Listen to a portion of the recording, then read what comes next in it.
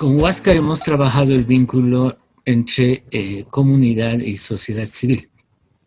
Yo voy a plantear en una primera parte 3 puntos teóricos y 3 también puntos aplicados al caso de Bolivia para justificar la pertinencia del tipo de distinción que estamos desarrollando.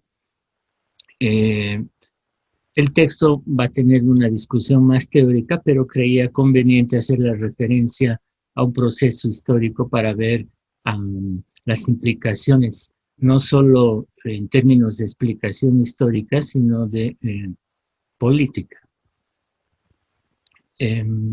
Empiezo con la idea central que tiene que ver con distinguir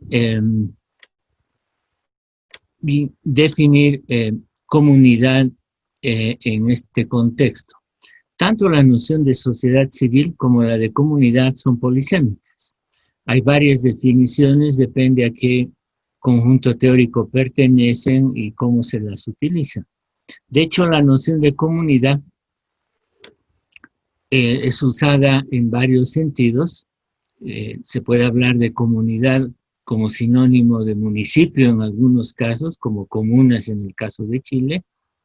Y aquí básicamente, para no dar rodeos, quiero poner énfasis en la idea de comunidad como tipo de sociedad o forma de social, diferente de la sociedad moderna y de otro tipo de formas sociales. Y es en este sentido que vamos a utilizar la noción de comunidad, que se caracterizaría por ser un conjunto de relaciones sociales en las que no existe, o más bien para ponerlo en positivo, existe usufructo colectivo de la tierra, y enfatizo tierra porque la forma comunidad básicamente es algo que corresponde históricamente a la emergencia de culturas agrarias o de una civilización agraria que se expresa a través de una gran diversidad de culturas.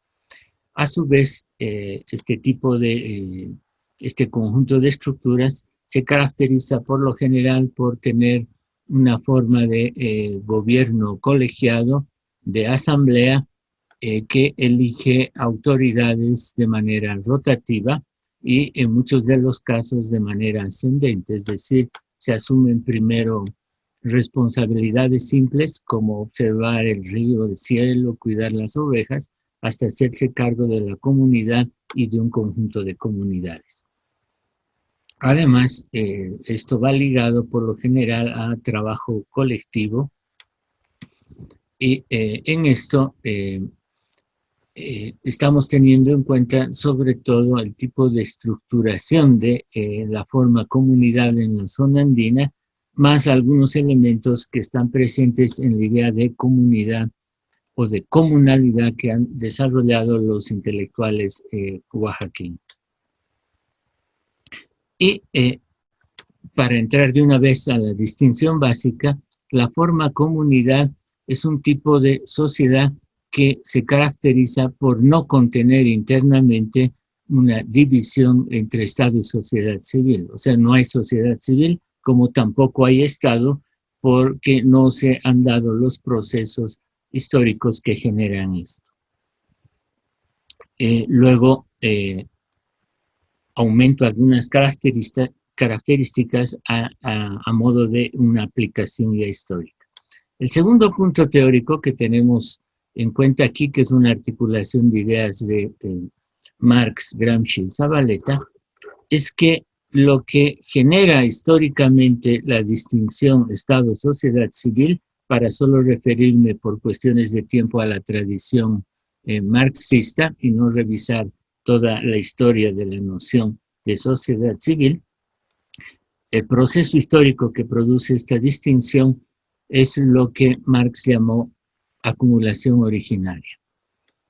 Es decir, la concentración en particular de la tierra y de otros medios de producción como propiedad privada que a su vez genera una población desposeída de los medios de reproducción de la vida social, lo cual induce a su mercantilización.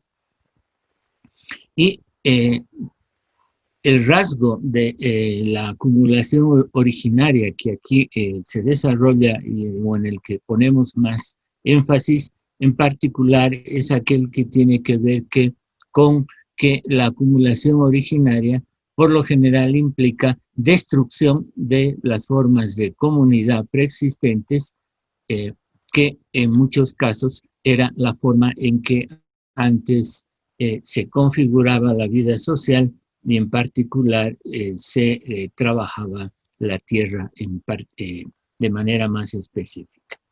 En ese sentido, el momento constitutivo capitalista implica destrucción de comunidad. Y uno podría decir que la sociedad civil emerge después de este momento destructivo como parte de la constitución de una nueva sociedad moderna, precisamente a partir de la destrucción de formas comunitarias. Y en esto quisiera aumentar brevemente un otro criterio en base a René Zavaleta, vinculando a la idea de acumulación originaria. René Zavaleta habló de momentos constitutivos. Y aquí quiero hacer referencia básicamente a lo siguiente. El momento constitutivo de la forma comunidad, por lo menos en la zona andina, es de carácter prehispánico, es decir, es milenario. Y uno de los resultados del constitutivo agrario, para ponerlo más bien de manera más adecuada, es la constitución de la forma social comunidad, que se ha reproducido con cambios, obviamente, a lo largo del tiempo hasta hoy. Y uno de los índices de esta permanencia es que el principal proyecto político que se articuló en la región en el último tiempo, que es la idea de Estado plurinacional, justamente viene de la articulación de redes de territorios comunitarios que han planteado una reforma del país que implique reconocimiento e incorporación de este tipo de ya no solo forma social, sino de forma de gobierno en la configuración de la vida política en el país.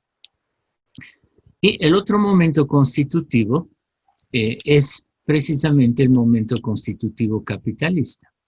Y uno de los componentes centrales del momento constitutivo capitalista es la acumulación originaria, que, como dije, implica destrucción de la forma comunidad, o por lo menos el inicio de una forma de su desarticulación, ya que un rasgo fuerte de varios territorios en América Latina es que la implantación del capitalismo no se ha dado concentrada en el tiempo, sino prolongada a lo largo del tiempo, de tal manera que hasta hoy seguimos viviendo procesos de acumulación originaria en territorios donde se está destruyendo formas comunitarias de vida social.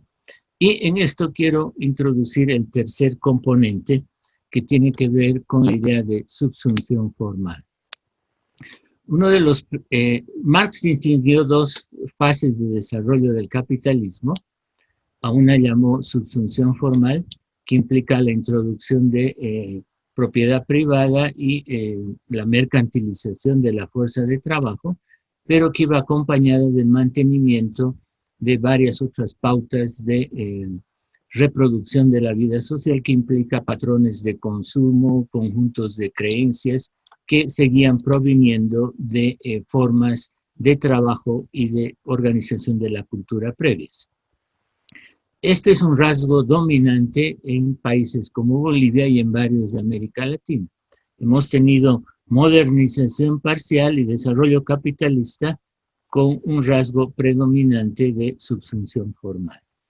Y es esta idea la que quiero aplicar ahora para mostrar uno de los tipos de tensión que existe entre comunidad y sociedad civil, y lo voy a referir al caso boliviano para mostrar la pertinencia de esta distinción. Me voy a disculpar de un desarrollo más amplio de todas estas ideas teóricas. Se puede pensar que la subsunción formal es algo que también opera en el campo agrario. Por lo general se la ha pensado en el campo de la manufactura y la industria. Pero uno puede pensar que es también subsunción formal el modo en que el capitalismo ha penetrado en el campo. En el caso de la reforma agraria, que ha ocurrido en varios países, en particular en Bolivia, uno de los rasgos es que la tierra se ha repartido después de una revolución nacional, tierra que se volvió latifundio en periodos previos de descomunalización, y se le ha entregado como propiedad privada y orientada a el desarrollo de una economía campesina que produzca para el mercado capitalista. Si bien ha tomado un tiempo para que en esos territorios, a su vez, se despliegue también el asalariamiento de la fuerza de trabajo, es decir, que campesinos contraten a otros campesinos para trabajar para ellos, uno podría decir que una buena parte de la economía campesina existe bajo la condición de subsunción formal. Y mencionaba esto para decir lo siguiente. Uno de los rasgos de la configuración del sistema de contradicciones que hoy caracteriza Bolivia y tal vez en cierto sentido Ecuador de manera bastante parecida, es el hecho de que en el caso de Bolivia, primero voy a la idea central. Creo que cabe distinguir entre sociedad civil y comunidad en el siguiente sentido. Pero mejor voy al ejemplo y ahí marco mejor las diferencias.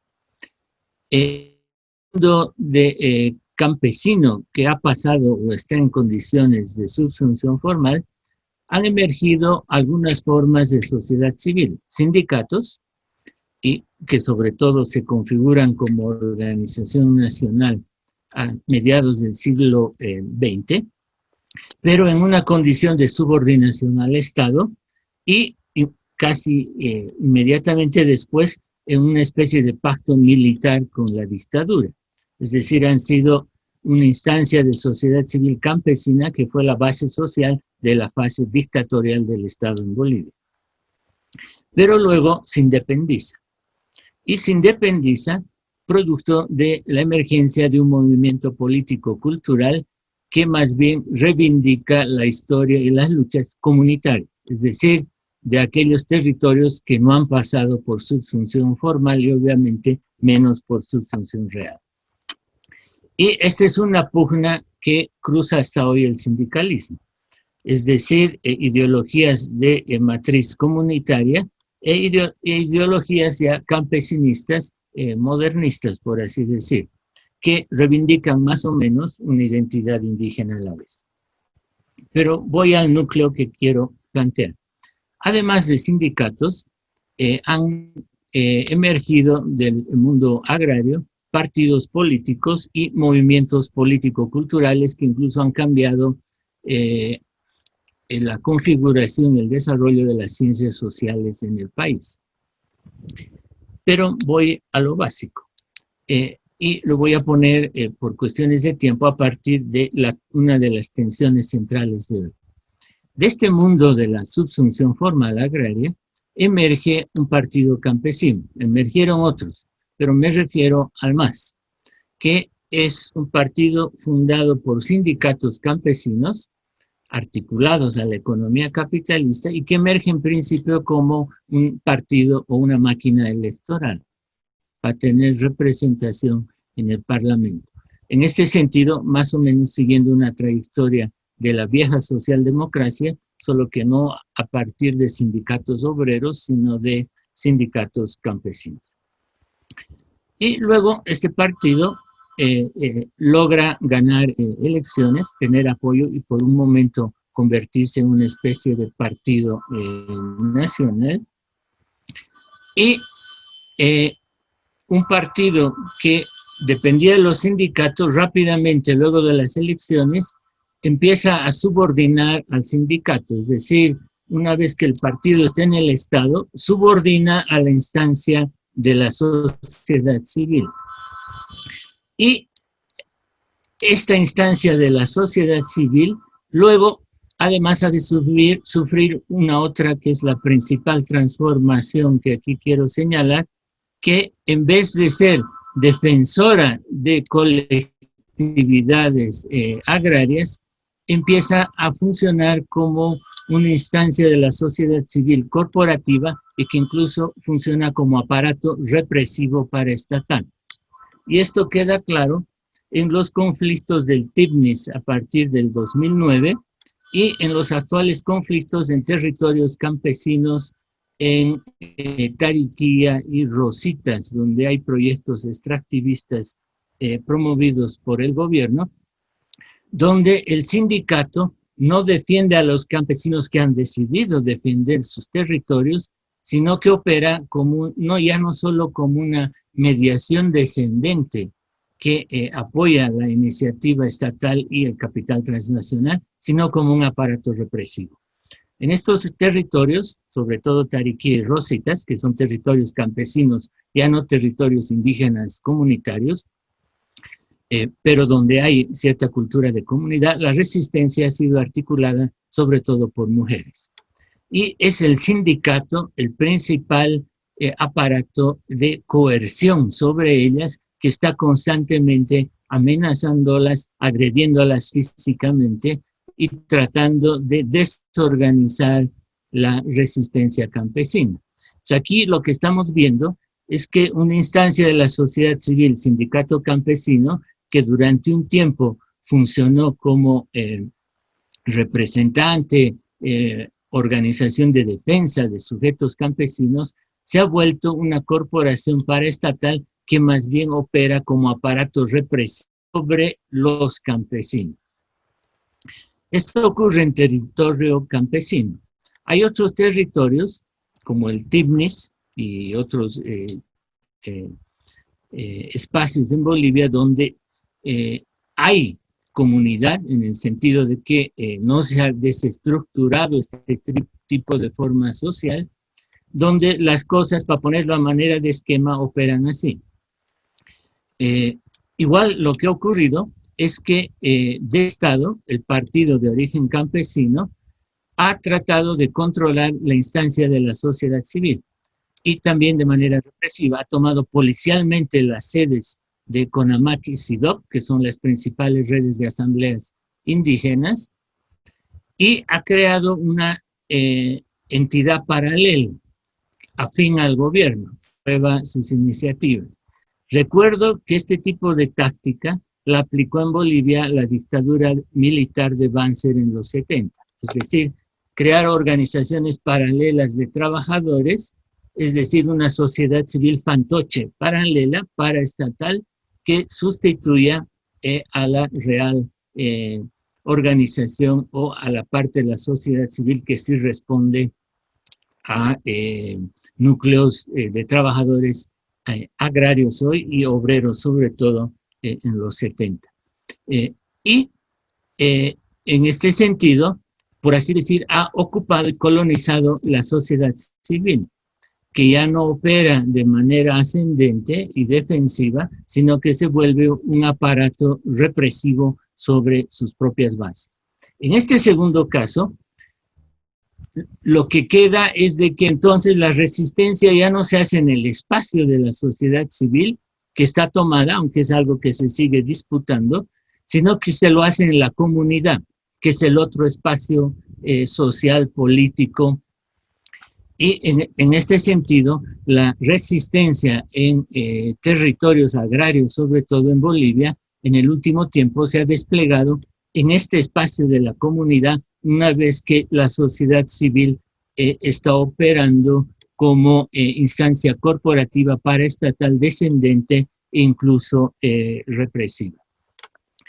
En este sentido, uso el caso boliviano para decir que la sociedad civil no siempre es una representación en el sentido de defensa de los ciudadanos, ya sea obreros o trabajadores agrarios, sino que en ciertas circunstancias se puede articular de manera paraestatal, incluso represiva.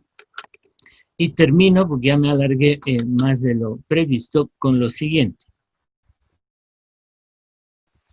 Esta es una faceta que hoy es importante, el hecho de pensar cómo la sociedad civil que corresponde a territorios campesinos está dividida, en parte está ocupada y está funcionalizada de manera paraestatal y represiva, y alguna otra parte está siendo disputada por los sujetos que las han organizado históricamente, pero hay una faceta anterior que me salté, que tiene que ver cómo en el tiempo anterior esta dimensión comunitaria que responde a otro tipo de sociedad que aún existe en territorios, no solo de Bolivia, sino de otros países, fue la matriz de la cual surgió un proyecto y un ciclo de movilizaciones masivas y largo de acumulación histórica que puso en crisis al Estado en su periodo neoliberal. Y de donde emergió la idea de una asamblea con tanto plurinacionales, en tanto formas de gobierno plurinacional. Este es un horizonte que se configuró y llevó a asambleas constituyentes, pero luego ha sido fetichizado, por así decir, o expropiado. Y con esto termino. Estamos en una situación hoy donde esta faceta estrictamente comunitaria, que resulta de la unificación de territorios indígenas y la movilización con una propuesta para la reforma democrática multicultural de todo el país, es un discurso que ha sido apropiado por un partido con función formal y que sirve materialistas e históricos. Lo que hay que fijarse es en el tipo de relaciones sociales y en el contenido de la política económica.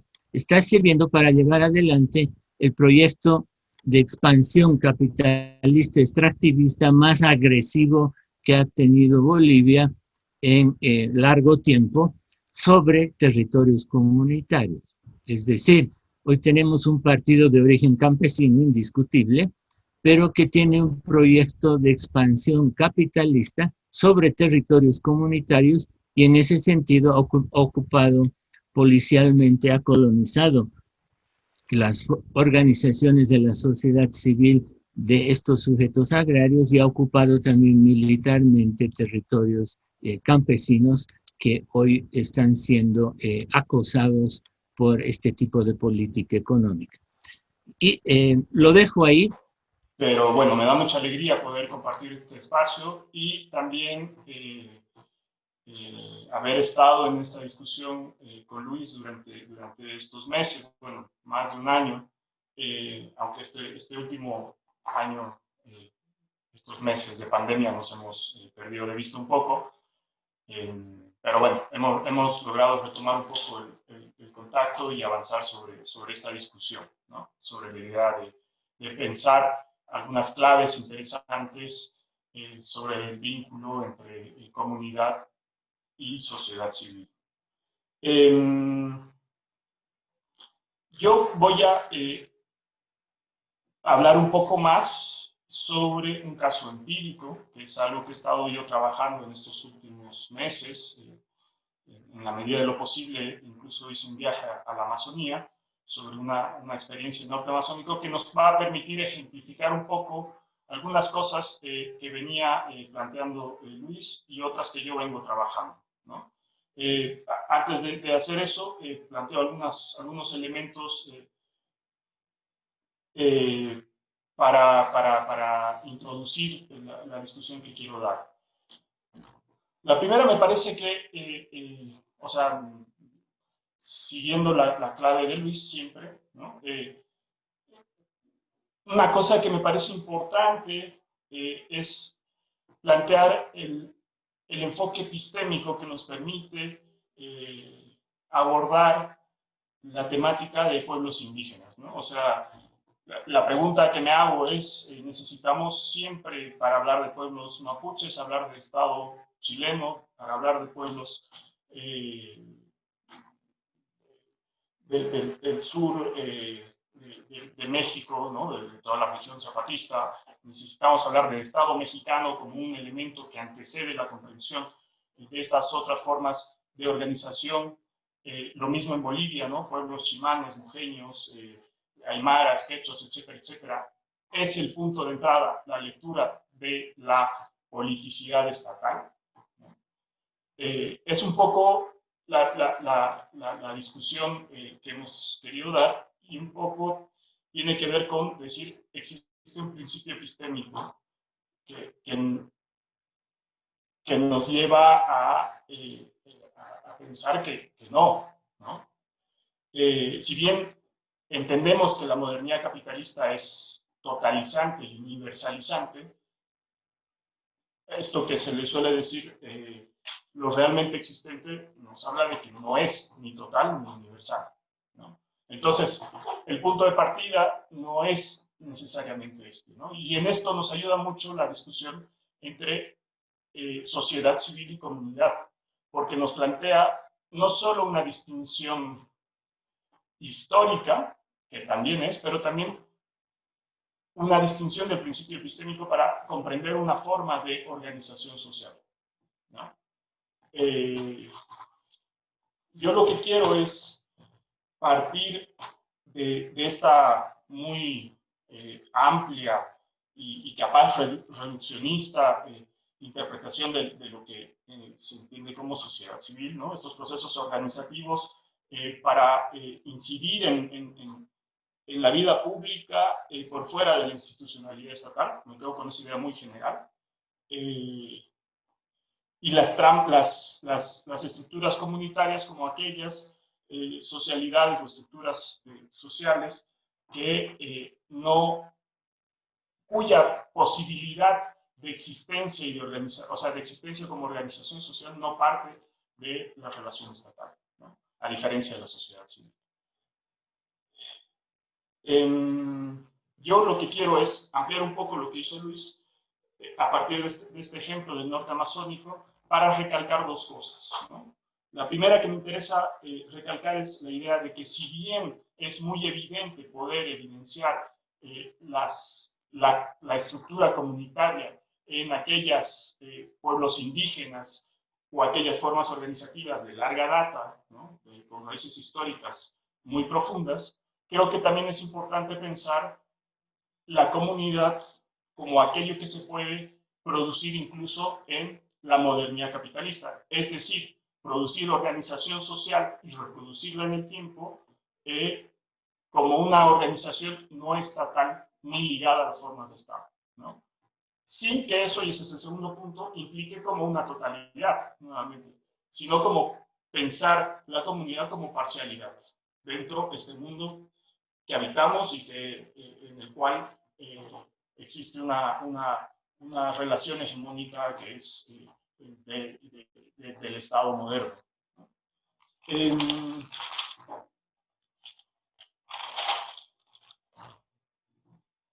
Brevemente, lo que yo he estado viendo es el norte amazónico boliviano. Es una de las regiones más recónditas para los que conocen Bolivia del país, ¿no? Incluso hasta ahora es muy difícil el acceso caminero a esa región, y cuyo proceso de colonización es muy reciente, ¿no? Prácticamente se inicia a mediados del siglo XIX y se expande, digamos que en las dos últimas décadas debido a la producción de la goma, ¿no? del caucho, de la época del auge gomero a nivel mundial. Y entonces se da un proceso de colonización donde habían pueblos indígenas que no habían sido reducidos, ¿no? A diferencia de lo que sucedía en otras regiones del país. Muchos pueblos indígenas, muchos de ellos han desaparecido. Pero bueno, hay ese proceso de expansión, digamos, de una dinámica capitalista con rasgos gamonales clásicos de lo que es el oriente boliviano, ¿no?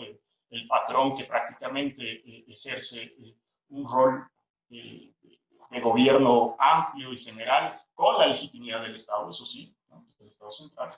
Y lo que se va dando es un proceso de desplazamiento, destrucción o subordinación de las comunidades indígenas que ahí existían.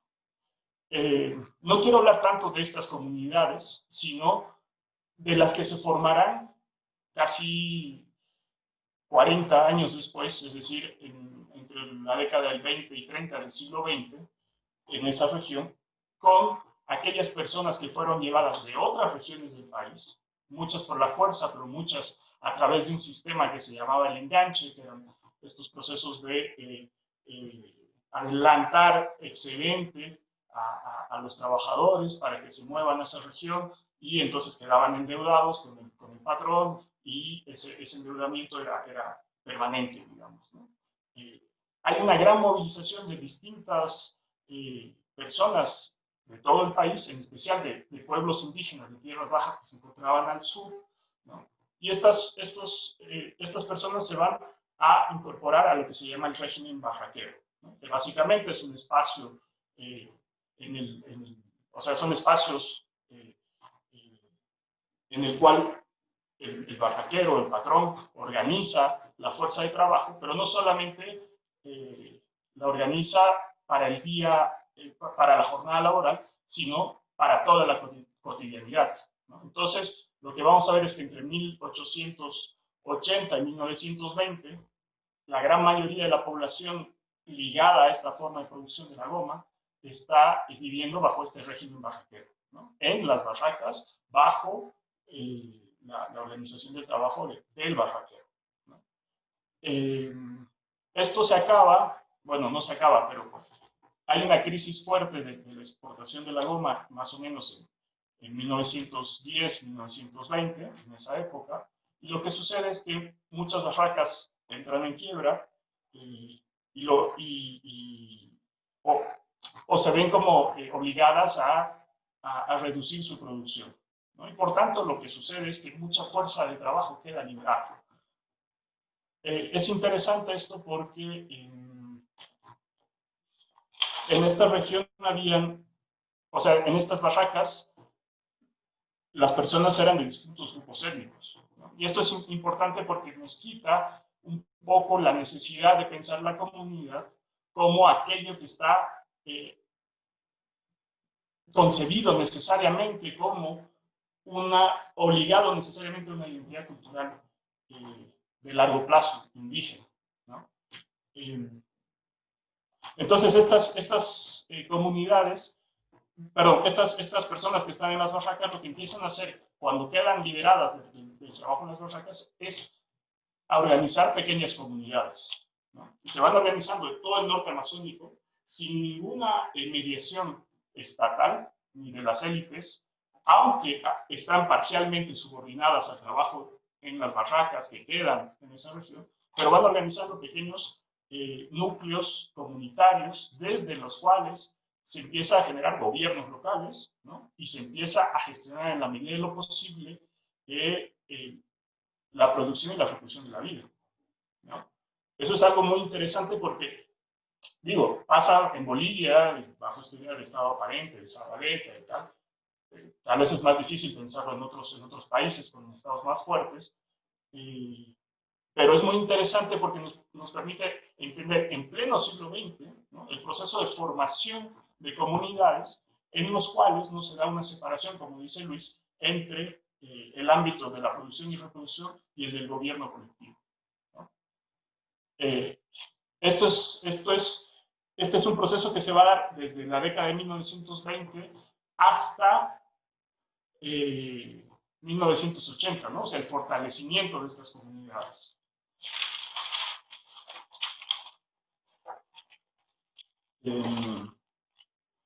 En los años, también como señalaba Luis, en la década bueno, en los años después de la Revolución Nacional, en 1950, 53, 52 y la Reforma Agraria del 53, lo que va a pasar es que se incorpora el discurso del sindicalismo, ¿no?, del sindicalismo agrario, y muchas de estas comunidades pasan a llamarse sindicatos campesinos.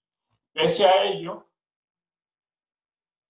si bien hay una disputa, no todas quedan subordinadas a un régimen sindical nacional, ¿no? Como sucederá con el sindicalismo ya más avanzado, por ejemplo, el del Pacto Militar Campesino en la región de los Andes, ¿no? Son comunidades que se denominan sindicatos, por lo general mantienen su autonomía política, su capacidad reproductiva está ligada a los procesos de subordinación parcial al régimen barraquero, que queda y que en ese momento ya se ha transformado y empieza a producir la castaña, ¿no? La goma disminuye bastante la producción de la goma, a excepción de un lapso corto durante la Segunda Guerra Mundial, pero después es la castaña la que se vuelve, digamos, el producto estrella de la región. Y el régimen de producción hasta ahora sigue siendo primordialmente el barraquero, ¿no? Lo interesante de todas maneras es que en este proceso largo, ¿no? Donde las comunidades se ven medio insertas en procesos de explotación, ¿no? Muy precarizadas, lo importante es que desde sus propios ámbitos de gobierno local, comunitario, se van gestando horizontes de lucha de largo plazo, ¿no? Cosa que no había sido posible en aquellos momentos en que la organización no era comunitaria, sino estaba sostenida en las dinámicas barraqueras, y eran procesos de resistencia mucho más individualizados, ¿no? Antes de 1920.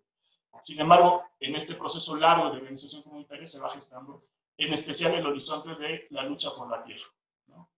Uno de los sujetos más importantes en el proceso de lucha agraria entre 1980 y el año 2000 es el norte amazónico, ¿no? Que se va a poner en cuestión seriamente la relación de propiedad que existe en esa región de los barraqueros, ¿no? Que tienen territorios que van por encima de las 100.000 hectáreas, 200.000 hectáreas, y van a poner sobre la mesa de discusión tanto la recuperación de tierras para los campesinos, ellos le llaman recuperación, como, y en ese momento se insertan los movimientos indígenas que también habían logrado recuperar sus formas de gobierno anteriores, ¿no? a los procesos de colonización, que se van a fortalecer, aunque son mucho más pequeños, digamos, estos núcleos indígenas, que también se van a articular a este horizonte de retomar las tierras, ¿no? Los indígenas lo hacen a través de la figura de tierras comunitarias de origen y los campesinos a través de la propiedad colectiva, ¿no? No hay una idea de propiedad individual en todo esto. Y eso es lo que le va a dar fuerza a la lucha de los indígenas y campesinos. Incluso el año 2003 se conforma una instancia ya de la sociedad civil, ¿no? Que se va a llamar el BOCINAP, el Bloque de Organizaciones Indígenas Campesinas del Norte Amazónico de Bolivia, una instancia muy parecida a la que fue el Pacto de Unidad en el país a nivel nacional, y que va a articular, digamos, a los sectores indígenas y campesinos y a sus organizaciones comunitarias que no hacen parte de la sociedad civil, ¿no? Lo interesante entonces es que desde estas tramas comunitarias se va a dar lugar a una lucha que va a modificar sustancialmente la vida en el norte amazónico, ¿no? Va a modificar porque va a lograr que el año 2000 se inicie un proceso de redistribución de tierras que se llama saneamiento de tierras y que va a durar hasta el 2008.